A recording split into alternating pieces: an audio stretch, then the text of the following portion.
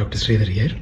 There's a question from one colleague about the peak inspiratory pressure and whether it varies from machine to machine. So in conventional ventilation or in the regular modes, synchronized modes like SIMV or assist control, the peak inspiratory pressure is the pressure that is set and the ventilator delivers it and maintains it during the inspiratory time.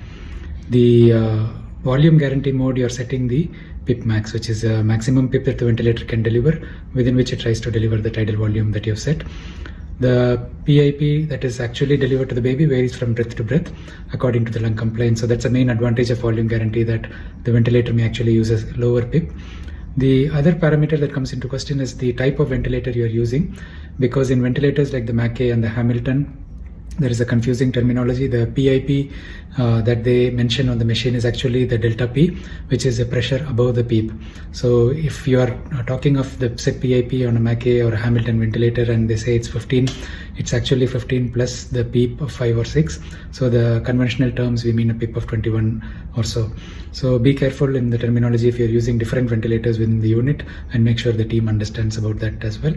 In general terms, the safe PIP for a baby depends on the lung condition. So a normal complaints lung, if you're ventilating for apnea of prematurity or HAE, with a relatively healthy lung, it will be just a PIP of 15 or so, or even lower in smaller babies. And in the babies with RDS, the PIP may range from 18 to 22 according to the size of the baby. If you're needing more than 22 PIP, it starts going into the higher range and you have to titrate with the FiO2 whether you really need that PIP. You check the measured tidal volume. The same applies to volume guarantee mode as well. If you have set a PIP max, usually 5 above the expected PIP for the baby.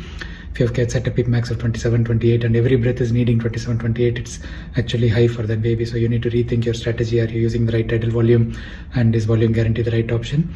The other parameter we look at is also the delta P, the driving pressure in volume guarantee. Some babies have a very compliant lung. The lung has improved quickly after the surfactant treatment, for example, and the baby is getting a driving pressure of just 3 to 4 centimeters. So if you have set a PIP max of 20 or 22, but the baby is getting only a delivered PIP of 10 or so, and the PIP is 5, the driving pressure is 5 here.